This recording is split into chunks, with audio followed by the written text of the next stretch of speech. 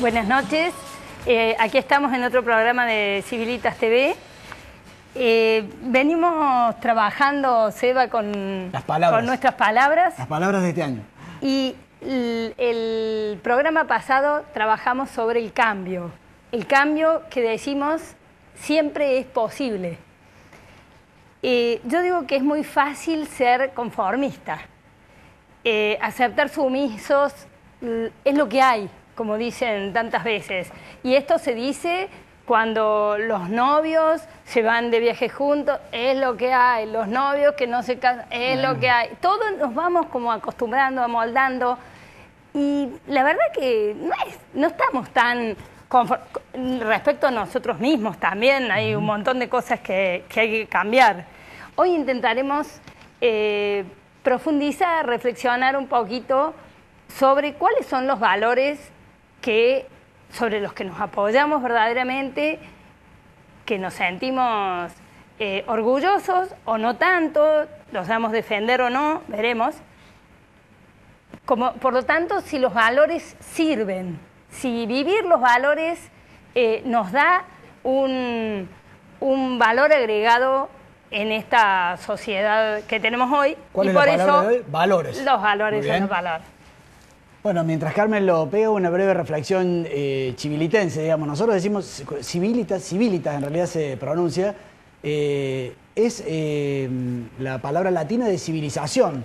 Y en su momento, cuando fundamos esta institución, allá hace 25 años, decíamos, bueno, ¿por qué? ¿Por qué civilización? No es lo mismo que cultura. Porque cultura es todo lo que hace el hombre, inclusive algunas distorsiones, pero por el solo hecho de que lo haga el hombre ya es parte de la cultura. Pero civilización es una cultura particular, es aquella cultura que nos enorgullece, esta cultura que se viene forjando a lo largo de los siglos y que nos hace a todos mejores personas, a pesar de que somos todos seres humanos y somos todos unos animales llenos de defectos y demás, pero de alguna manera la civilización nos va construyendo y nos va haciendo mejores personas. Si tuviéramos que marcar 3 pilares de la civilización occidental, diríamos, bueno, la filosofía griega, que nos hizo razonar, nos hizo detectar los principios, ordenarnos; el derecho romano, que nos hizo respetarnos entre nosotros; el derecho termina, mi derecho termina donde empieza el derecho de los demás; y la moral judeo-cristiana, digamos, que nos hizo sentir hermanos, que la persona que está al lado no es mi adversario, sino que es mi prójimo, mi próximo, y que inclusive el Dios en el que yo creo se refleja en ese hermano que tengo al lado y por lo tanto lo tengo que tratar bien. Esos 3 pilares revolucionaron la humanidad y nos hicieron mejores personas. Cuando allá en el siglo IV alguien decía, amá a tu hermano como a ti mismo, por lo tanto no lo esclavices. Bueno, en el siglo VII, bueno, a la mujer no le pegues, digamos, o sea, de alguna manera los duros hombres fuimos avanzando y avanzando. Pero como dice Carmen, la pregunta es hoy, pleno siglo XXI, ya, ahora en Córdoba, ¿qué tan judeo-cristianos somos en nuestros valores, en nuestro marco? ¿Somos solamente de palabra?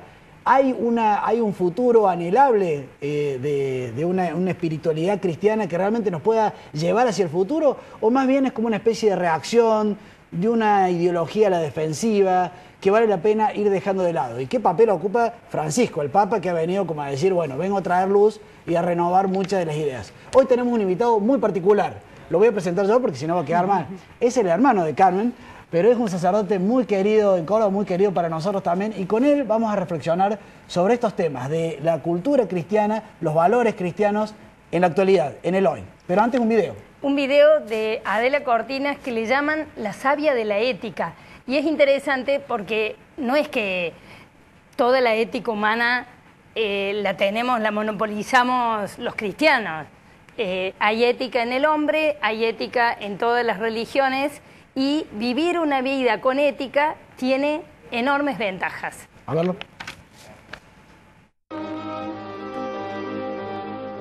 Lo que pasa es que la justicia tiene que ir también ligada a la prudencia.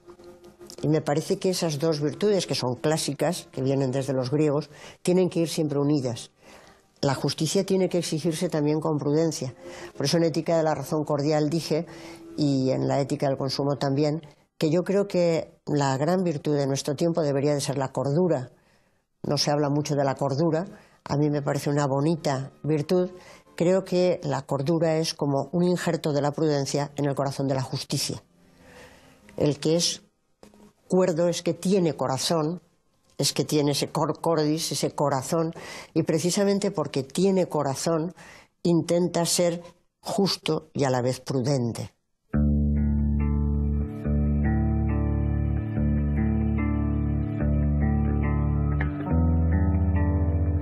Yo creo que la Declaración de Derechos Humanos de 1948 es el mejor acontecimiento histórico que ha tenido la humanidad desde el punto de vista de lo que es la moral, la política, etcétera. Creo que el hecho de que las Naciones Unidas declaren y reconozcan, no que concedan, sino que reconozcan que todos los seres humanos, por el hecho de ser humanos, tienen derecho a la vida, a la expresión libre, a la formación de conciencia, a una atención sanitaria, a una educación de calidad. Ese reconocimiento me parece que es lo mejor que ha podido pasar históricamente, porque las declaraciones de alguna manera comprometen. ¿Qué es lo que ocurre? Que al cabo de tantos años pues estén violados en todas partes del mundo y desde luego satisfechos en ningún sitio. Pues porque efectivamente los seres humanos no estamos a la altura de nuestras declaraciones. Me parece interesante decir que cuando uno habla de ética, de valores, no vayan a creer que nosotros nos paramos arriba del pedestal, digamos. Yo la peor de todas, digamos. O sea, justamente el espíritu judeo-cristiano, si algo tiene de valioso es que en realidad, vuelvo a decir, somos todos miserables, buenos en algunos momentos, malos en otros, pero sí como sociedad vale la pena decirnos, che, ¿quién prende la luz? ¿Quién da el faro? ¿Quién enmarca? ¿Hacia dónde vamos? Y en torno a eso es que nos hacemos estas preguntas que nos vamos a hacer hoy. Y la primera pregunta que me gustaría hacerte ahora es si hay un piso de valores comunes que podamos hablar, esa ética de base. Bueno, creo que en esta sociedad pluralista la primera constatación es que no pareciera estar tan a la vista eso, un piso en el que todos podamos encontrarnos. Ahora creo que es un gran desafío, porque un pluralismo muy anárquico termina enfrentándonos y la sociedad se fragmenta y atomiza sin arreglo. Y cuando eso ocurre, casi siempre los más débiles, los más pobres, los más niños son los que resultan afectados, ¿no? Entonces, no está tan a la vista, me parece que no es tan fácil. Ahora yo lo creo posible. Es más, me parece que es el camino al cual nuestros obispos nos han invitado con ocasión de la celebración de los bicentenarios. O sea, identificar ciertos núcleos, consensos, convergencias, que tienen que ver con cosas fundamentales que por otro lado todos tenemos en el corazón, para que esa sea la gran apuesta detrás de la cual nos encolumnamos todos. Te llevo, Horacito, te digo con confianza porque somos primos además. En realidad, Carmen ha hablado de una ética mínima, yo me voy a los máximos y pregunto, este Jesús que nos sigue hablando, digamos, el nunca bastante, poné la otra mejilla, deja todo y seguime y demás. ¿Cómo ves estas enseñanzas de Jesús y el hoy, digamos? Ya no es la ética mínima, sino la ética máxima, digamos. Claro.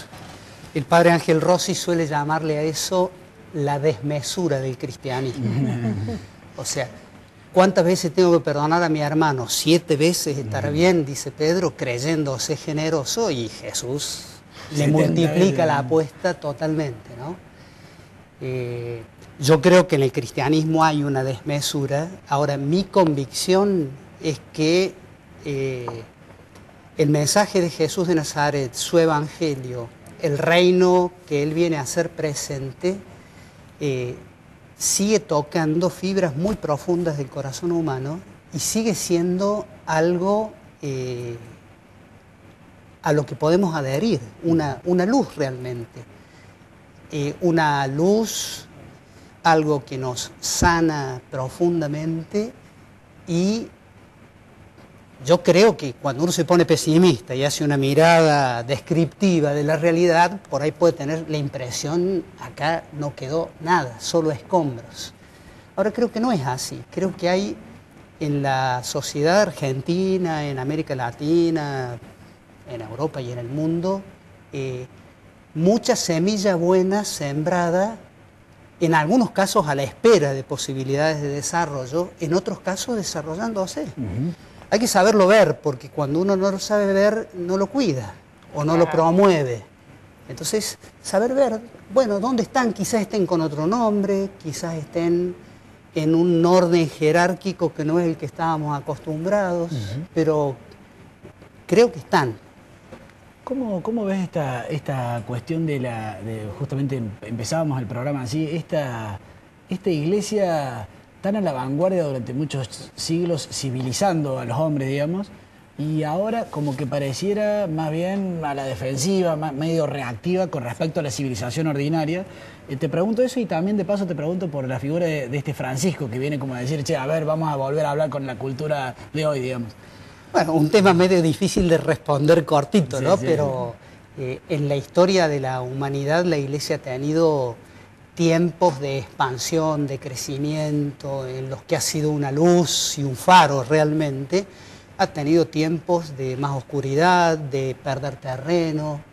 Uno se pone a pensar, y las iglesias del norte de África, que fueron iglesias florecientes, muchas de ellas desaparecieron, ¿no? Entonces, por eso yo digo, cuando hablamos de las iglesias, bueno, no perder de vista que no estamos hablando de sus organismos centrales, vaticanos, sino que estamos hablando de una realidad orgánica y bastante misteriosa, que tiene una presencia capilar en todos lados. Y uno dice, ¿y nosotros cómo estamos? Bueno, nosotros estamos más o menos. Ahora en Corea hay laicos formados llevando adelante en una posición de vanguardia la transformación de una sociedad, por supuesto, totalmente distinta a la nuestra. En algunos lugares de misión, cuando uno escucha gente que va al África, al Asia, la iglesia sigue siendo civilizadora y en un diálogo que toma lo mejor de las culturas del lugar y le aporta lo que nosotros creemos que es nuestro tesoro, ¿no? Donde sí quizás se note como que estamos en un momento de menos vitalidad es en Europa ciertamente y en algunos países de Latinoamérica, ¿no? El Papa Benedicto en algún momento dijo qué penoso sería que del Evangelio en Europa hablaran las piedras de las ruinas, los monumentos históricos solamente, ¿no? Y ahí yo traigo a colación una expresión, me gusta mucho, medio fuerte, ¿no? Pero creo que invita a ubicar en su justo lugar esto de ser una iglesia que no se aparta del proyecto de Jesús, ¿no? Los obispos españoles, los vascos, en un documento para la Cuaresma de 2005, decían esto, que en realidad no importa que estemos perdiendo un poco de terreno, que a lo mejor el protagonismo público no sea como el de antes, siempre y cuando seamos resto. La tradición bíblica significa el núcleo pequeño pero lleno de vida, pura promesa de los que están fieles al proyecto de Dios. Sería terrible que fuéramos residuos. El residuo es chiquito también, pero para la basura, desechable, ¿no? Ya seguimos reflexionando, vamos con un video, la segunda, o una segunda parte, mejor dicho, de esta pensadora española. Sí, de esta misma señora que a mí me gusta porque nos habla justamente de la formación del carácter como esto de llevar la ética en la vida propia. A ver. Bueno, el libro más o menos ha tenido su éxito porque a la gente le importa mucho la ética. Realmente la ética nos va en nuestro mismo ser, en nuestro ADN, y cuando se habla de ética en serio, la gente, en mi experiencia, es que siempre respira y dialoga y habla y le preocupa, porque lo llevamos en el cuerpo, porque los seres humanos somos morales, lo queramos o no. Se puede explicar de muchas maneras, Zubiri y Anguren lo explicaban muy bien, pero yo creo que hay una manera, que es la que explico en algún momento en el libro, que me parece muy gráfica, y es que a fin de cuentas todos nosotros nacemos con un temperamento que no hemos elegido, lo que se llama la lotería natural y social. Se nace con una lotería natural y una lotería social que no hemos elegido, pero a lo largo de nuestra vida no tenemos más remedio que ir tomando decisiones. Eso sí que no nos lo quita nadie. Y cuando se toma decisiones, se va generando una predisposición a seguir decidiendo en el mismo sentido. Quien se acostumbra a tomar decisiones injustas acaba generando una predisposición a tomar decisiones injustas. Y quien se dedica a tomar decisiones justas o se esfuerza por tomar decisiones justas, va generando la predisposición a decidir con justicia. Y eso pasa igual con la prudencia, con todas las predisposiciones que se nos puedan ocurrir.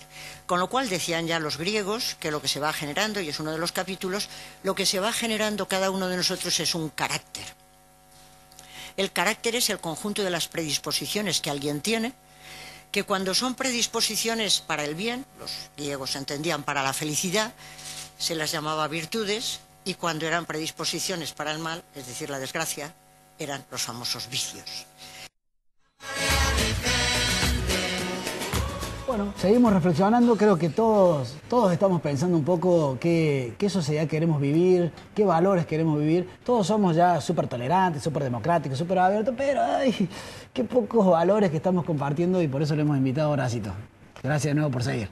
Quedó una pregunta pendiente, sí. Sí, a mí me producen dos cosas, Francisco. Una viene con unos aires de renovación que parecen huracanes por momentos, que no sé cómo se llevan de la puerta para adentro de la parroquia y de la vida de ustedes.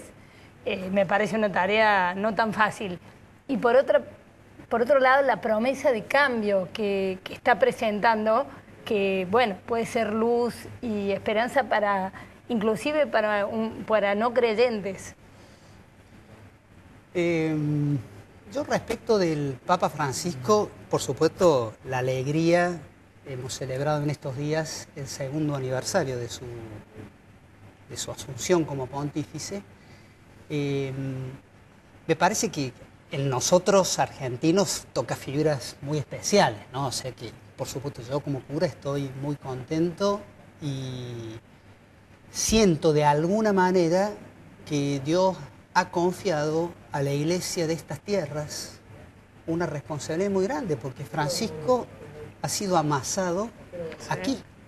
En Córdoba inclusive. Claro, entonces me parece que es sentir no orgullo ni agrandarse para nada, pero decir, bueno, quizás sea el momento de que nosotros podemos aportar a la Iglesia Universal la experiencia tan particular que ha vivido la Iglesia en América Latina y en Argentina también, ¿no? Respecto de esto yo digo dos cosas. Francisco es posible por Benedicto. Me parece que es bueno no olvidar eso. Claramente el perfil del Papa Benedicto fue distinto.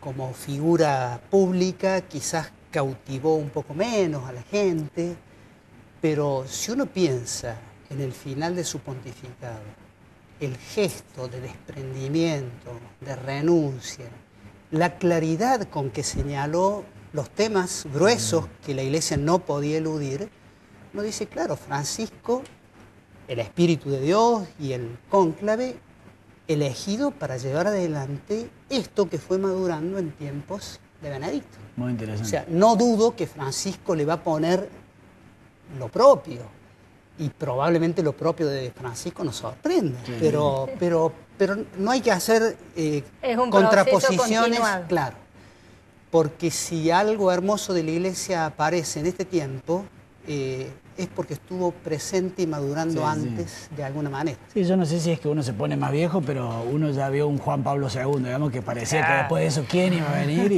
y la Iglesia sigue y tiene sus idas. Y la otra cosa en la que creo que hay que tener un poco de cuidado, nosotros los argentinos a veces es un tema un punto débil, esto de proyectar todas nuestras expectativas en una persona. Sí, sí. Como si esa persona solita pudiera hacer demasiado. En realidad, el Papa va a poder abrir ventanas, que los aires nuevos nos muevan, si nosotros vibramos con él. Si no, va a ser imposible. Te llevo a un terreno más propio de Civilitas, digamos. Nosotros nos enfocamos en la formación de dirigentes y demás. En principio podríamos decir que hay muchos dirigentes cristianos en el ámbito político, social, económico, pero no parecieran andar por ahí ni gritándolo, ni siendo muy activistas, tal vez demasiado políticamente correctos para que nadie se dé cuenta. ¿Qué mensaje le enviarías vos a estos líderes que están allí, que son cristianos, pero que no se le animan tal vez a levantar la voz, digamos? Coincido con vos en que están, y lo primero me parece muy importante reconocer eso.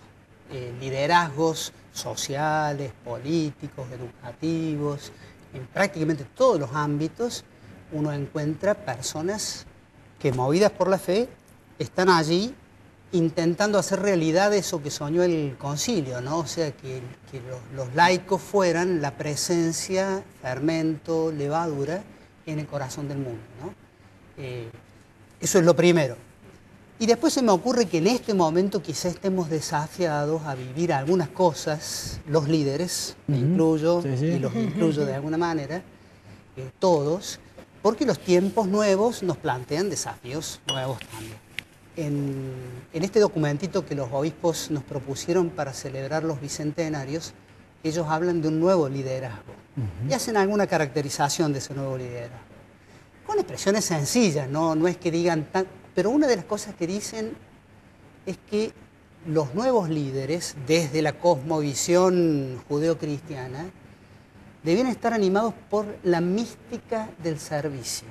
Me gusta mucho la expresión, porque no es solo del compromiso con el servicio. La mística del servicio implica el abrirse a algo que viene de arriba, de otro lado, y que empuja nuestra vida en esa dirección. Entonces, cuando uno tiene ganas de bajar los brazos, te sostiene. Bueno. Cuando uno piensa que todo se derrumbó, volvés a empezar. Cuando pensás que estás como ovejas en medio de lobos, yo estoy con vos, no te aflijas. O sea, me parece que la mística del servicio. Y después, dos cosas que señala el documento que me parece que son lindas formulaciones. Una es una advertencia, dice, un líder siempre, aún los religiosos, ¿no?, siempre tiene que estar atento a no ser seducido por el poder, que nos envuelve, nos empaqueta, nos encadena si no estamos atentos. Y esa es una experiencia de todos los liderazgos. Y la segunda cosa que se añalan, me parece que con una linda formulación también, es no tienen que limitarse a gestionar las crisis. Muy bueno. Ese es perfecto. Que es como un poquito ponerse demasiado cerca del piso. O sea, gestionar, uno ve, por ejemplo, inundaciones en las sierras chicas, la gente, pero ahora gestionar una crisis. Sostener la mística del servicio cuando pasó la tormenta primera y sostenerla con coherencia, sin negociar y pactar con otras cosas, con proyectos, sumando voluntades, bueno, es el gran desafío. Claro. Qué fantástico, ¿no? Yo creo que hay un par de preguntas más, pero se nos ha ido el tiempo. Totalmente. Pero has hecho un cierre magistral. Yo me animo a la última pregunta por sí o por no, digamos. Mucha gente nos sigue y valora el programa, pero en el fondo ha perdido la esperanza, digamos. O sea, vos lo sabés, digamos, hay gente de las clases medias y que dice que va a alguna marcha y dice, sí, pero esto no tiene solución, digamos. Una última reflexión de tu parte sobre esta gente que tendría ganas de tener esperanza, pero la verdad es que la ha perdido, digamos. El dicho popular dice que lo último que se pierde es la esperanza, ¿no? O sea, si se perdió realmente la esperanza, estamos complicados. Que me quedo muy preocupado. Ahora, yo creo que a veces no es que se haya perdido exactamente, sino, ¿viste? Hay fuegos que por momentos parecen completamente apagados, pero una expresión que le escuché a tu mamá una vez, donde hubo fuegos, cenizas quedan. Y a veces hay que soplar ahí, soplar para que la esperanza vuelva a encenderse.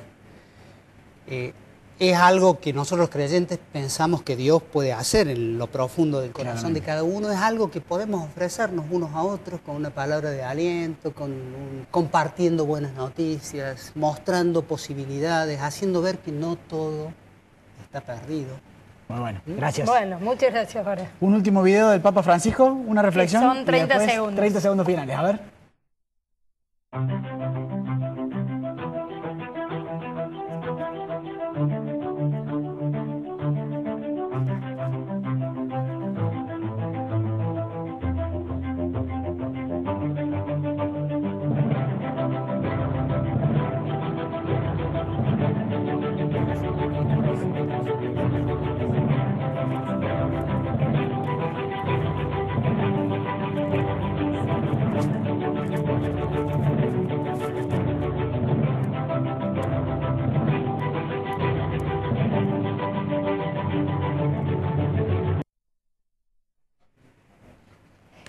Yo simplemente, Seba, quiero dejar con lo de las crisis y todo lo demás de paso, vivir con ética, ahorra plata, porque si hay menos corrupción tenemos plata, si tenemos bien pensadas las obras, ahorramos plata, pero aparte ahorra sufrimiento.